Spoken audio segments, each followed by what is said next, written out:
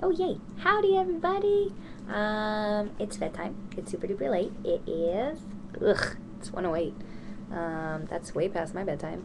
But I can't go to sleep yet, so I'm gonna read a bedtime story. And I'm gonna read my favorite book ever by my favorite author ever. This is my favorite book ever since I was a little girl.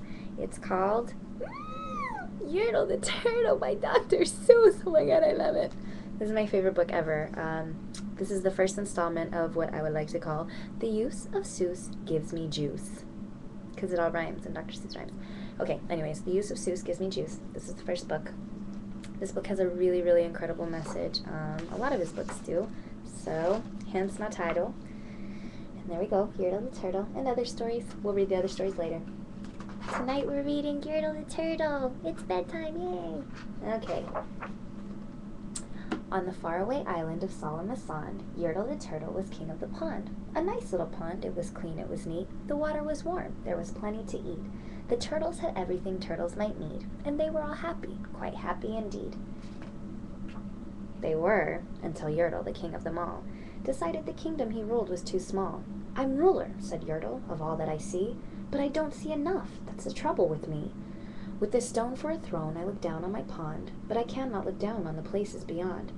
This throne that I sit on is too low down. It ought to be higher, he said with a frown. If I could sit high, how much greater I'd be. What a king! I'd be ruler of all I could see. So Yertle the Turtle King lifted his hand, and Yertle the Turtle King gave a command.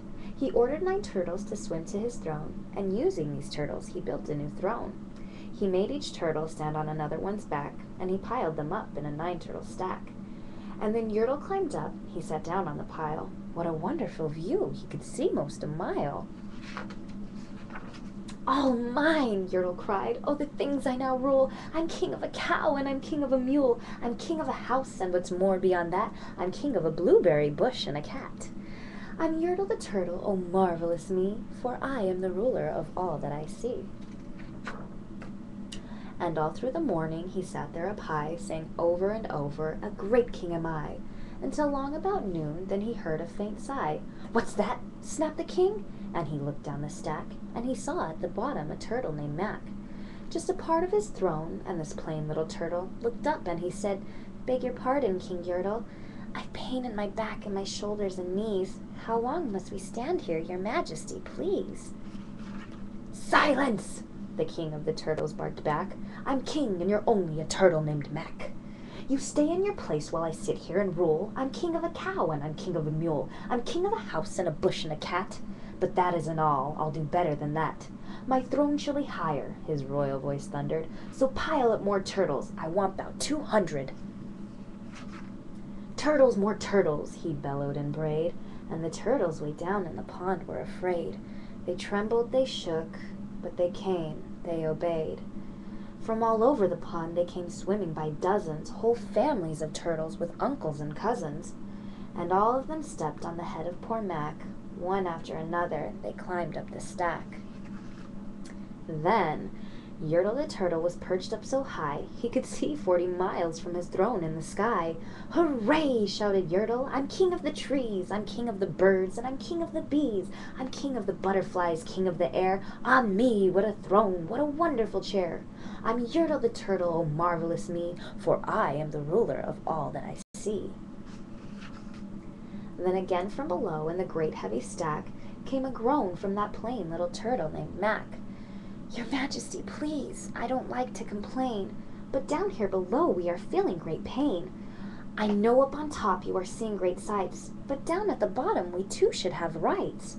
We turtles can't stand it, our shells will all crack. Besides, we need food. We are starving, groaned Mac. You hush up your mouth, howled the mighty King Yertle. You've no right to talk to the world's highest turtle. I rule from the clouds, over land, over sea. There's nothing, no nothing that's higher than me. But while he was shouting, he saw with surprise that the moon of the evening was starting to rise, up over his head in the darkening skies. What's that? Snorted Yertle. Say, what is that thing that dares to be higher than Yertle the king? I shall not allow it. I'll go higher still. I'll build my throne higher. I can and I will. I'll call some more turtles, I'll stack 'em to heaven. I need about 5,607. But as Yertle the Turtle King lifted his hand and started to order and give the command, that plain little turtle below in the stack, that plain little turtle whose name was just Mac, decided he'd taken enough, and he had, and that plain little lad got a little bit mad. And that plain little Mac did a plain little thing. He burped, and his burp shook the throne of the king. And Yertle the Turtle, the king of the trees, the king of the air and the birds and the bees, the king of the house and the cow and the mule, well, that was the end of the Turtle King's rule. For Yertle, the king of Solemn-a-Sond, fell off his high throne and fell plunk in the pond. And today, the great Yertle, that marvelous he, is king of the mud, that is all he can see. And the turtles, of course, all the turtles are free, as turtles and maybe all creatures should be. What a great story. Wasn't that the greatest story ever? I love it. Yertle the Turtle by Dr. Seuss. The use of Seuss gives me juice. Well, okay everybody. Merry happy bedtime. We'll see you in the morning. Sleep tight. Don't let the bed bugs bite. Mwah!